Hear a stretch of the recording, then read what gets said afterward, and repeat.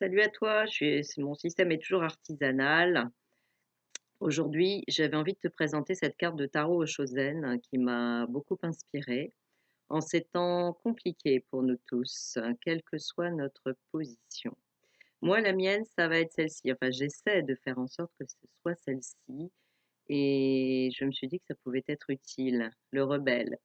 Je vais te lire le texte. C'est du tarot au Shozen. Faut que j'essaie de regarder le petit truc là plutôt que de regarder ma tête sur l'écran. Le rebelle. L'être accompli ne peut pas être soumis à l'esclavage, ni être emprisonné. C'est bien là le problème. Un homme qui connaît et vit sa vérité intérieure est difficile à manipuler et il est par conséquent un perturbateur. Mais la foule ne veut pas être dérangée par ce genre d'homme, même si elle vit dans la souffrance. Elle est habituée à la souffrance. Pour elle, tout homme qui ne semble pas souffrir est un insolite. L'être accompli est l'étranger le plus frappant dans ce monde. Il semble n'appartenir à rien ni personne, aucune organisation, aucune société et aucune nation ne peut l'influencer. Peu importe qu'il soit riche ou pauvre, le rebelle est un véritable empereur car il a brisé les chaînes répressives de la société et des opinions. Il a découvert sa vraie nature et il est bien décidé à vivre en harmonie avec elle. Le rebelle nous invite à prendre courageusement la responsabilité de ce que nous sommes vraiment et de vivre notre vérité. Je crois que cette période, ma foi, c'est celle du rebelle. Pour ceux qui sont, on va dire, des récalcitrants à la soupe médiatique, on va dire conformiste.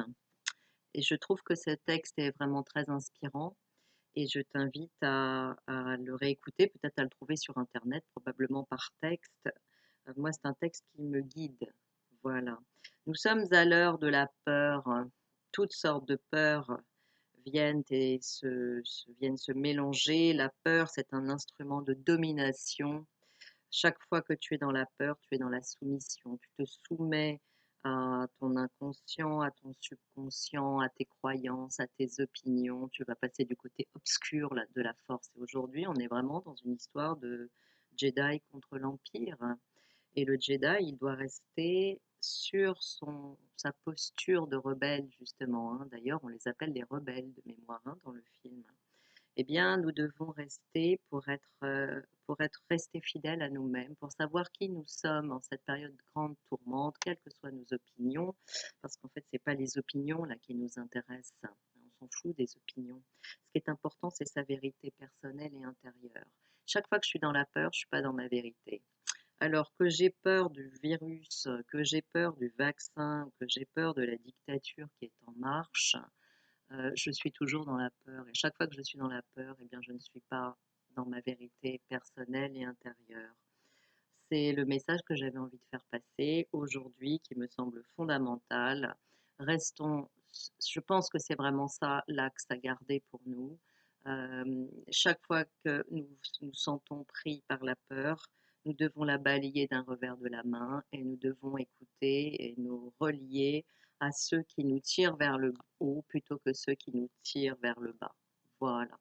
La peur, c'est l'instrument de domination, de manipulation, d'asservissement, mais aussi de destruction le plus puissant. Voilà, dans le corps, au niveau du cerveau, au niveau de notre corps, la peur a une action désastreuse. Chaque fois qu'elle est irrationnelle, bien sûr, hein. Si j'ai pas peur du vide et que je me mets à sauter, à me prendre pour un oiseau du 30e étage, évidemment, ça va pas être positif. Cette peur-là, mais c'est même pas de la peur, c'est juste du bon sens, voilà. Mais la plupart du temps, la plupart des peurs sont totalement irraisonnées, surtout quand on n'est pas confronté au problème immédiatement maintenant. Voilà. Donc chaque fois que tu te retrouves confronté à une situation où tu te sens perdre pied, te déstabiliser, essaie de prendre la posture du rebelle, essaie d'observer ce qui se passe. Essaie de prendre conscience en toi de qu'est-ce qui se passe au niveau de ta peur, qui va faire que parfois tu vas sauter du 5e étage alors que le feu n'a même pas atteint le 2e et que les pompiers sont en train de l'éteindre. Ça, c'est de la peur typiquement et je trouve qu'aujourd'hui, en ce moment, beaucoup de gens réagissent comme ça. Ils sautent du 5e étage avant même que quelqu'un frappe à la porte pour les menacer réellement et concrètement. Restons des rebelles, restons ancrés, restons fidèles à nous-mêmes, observons. Voilà. Merci à toi.